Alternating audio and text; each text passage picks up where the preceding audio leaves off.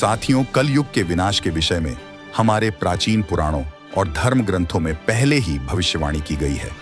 कलयुग का प्रभाव कैसा होगा और कलयुग में मनुष्य का व्यवहार कैसा होगा।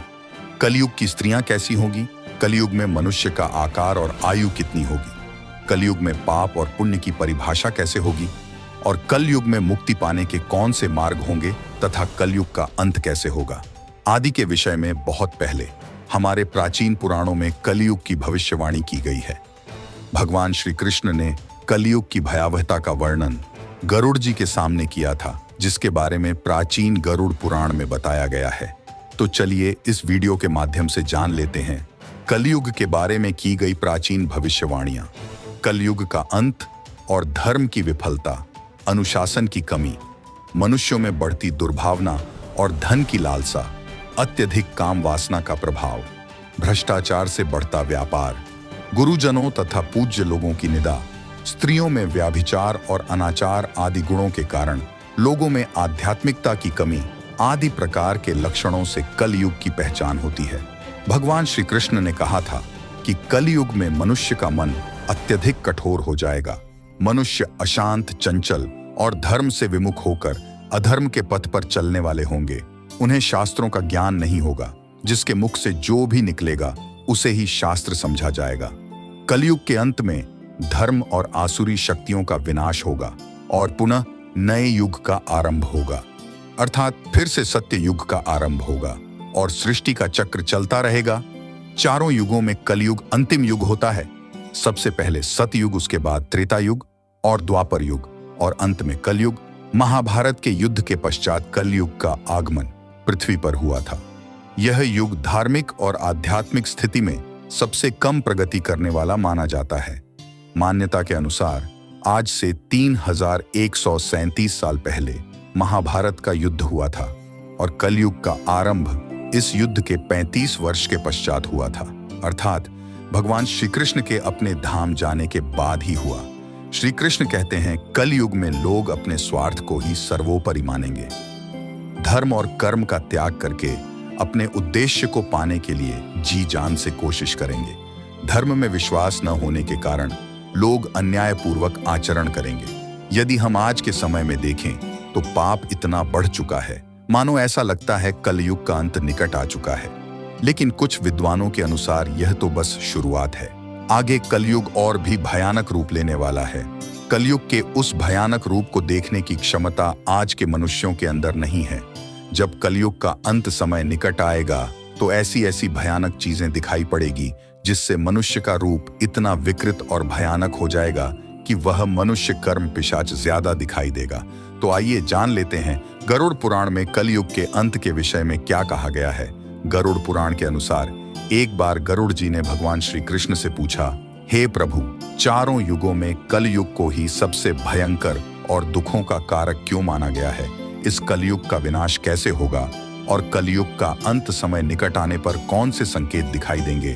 तब भगवान श्री कृष्ण ने गरुड़ जी को कलयुग के अंत के समय मिलने वाले भयानक संकेतों के बारे में बताते हैं। जब पृथ्वी पर चारों तरफ ऐसे संकेत दिखाई दे तो मनुष्य को समझ जाना चाहिए कि कलयुग का अंत निकट आ चुका है और उसे यह भी मान लेना होगा कि अब सृष्टि का अंत प्रलय से होगा। सबसे पहला संकेत भगवान श्री कृष्ण के अनुसार कलयुग का अंत निकट आने पर मनुष्य की आयु घटकर केवल 20 वर्ष ही शेष रह जाएगी। 12 वर्ष की आयु में ही मनुष्य के बाल पक जाएंगे। उनका शरीर अत्यंत कमजोर और सफेद रंग का होगा। कलयुग में स्त्री 8 या 9 वर्ष की आयु में ही संतान को जन्म देगी। कलयुग का मानव बहुत ही क्षीण और छोटे शरीर वाली, लेकिन अधिक भोजन करने वाली और मंदभोगी होगा। कलयुगी स्त्री कम संतान को उत्पन्न करने वाली और अत्यंत क्रोधी स्वभाव की होगी। वह अपनी संतान को दूध भी नहीं पिलाएगी और न ही उसका पालन पोषण करेगी। दूसरा संकेत भगवान श्री कृष्ण कहते हैं, कलयुग का अंत निकट आने पर संसार में पतिव्रता स्त्री दिखाई नहीं पड़ेगी। एक ही स्त्री कई पुरुषों से विवाह करेगी। लोग पूजा पाठ और श्राद्ध, अंतिम संस्कार, धन और विवाह आदि प्रकार के कार्य नहीं करेंगे। जल के अभाव के कारण लोग स्नान नहीं करेंगे और अशुद्ध ही रहेंगे। कलयुग के अंत में लोग केवल मांसाहार ही करेंगे और कोई भी सात्विक आहार नहीं करेगा। कलयुग में लोगों के वस्त्र तने हुए और चमकीले होंगे। भगवान श्री कृष्ण के अनुसार कलयुग के बारे में तीसरी यह है, जब कलयुग का अंत निकट आएगा तो अक्षय फल आना बंद हो जाएगी, सभी वृक्ष फल रहित हो जाएंगे। सृष्टि में हर तरफ केवल शमी के वृक्ष ही दिखाई देंगे। मनुष्य शाकाहार छोड़कर केवल मांस का भक्षण करेंगे। कलयुग का भोजन तामसिक और रोग उत्पन्न करने वाला होगा। इसी कारण से लोग जल्दी ही बूढ़े होकर मर जाएंगे। योगी मनुष्य गाय की पूजा करना बंद कर देगा, सभी गाय का मांस खाएंगे और गायों को केवल दूध और मांस के लिए ही पाला जाएगा। और चौथी बात, भगवान कृष्ण के अनुसार कलयुग का अंत समय निकट आने पर अल्प वृष्टि होगी, अर्थात बहुत ही कम बारिश होगी। खेतों में अनाज उत्पन्न नहीं होगा पाएगा, धान का आकार बहुत ही छोटा होगा और फसलों में आज भी उत्पन्न नहीं होगा।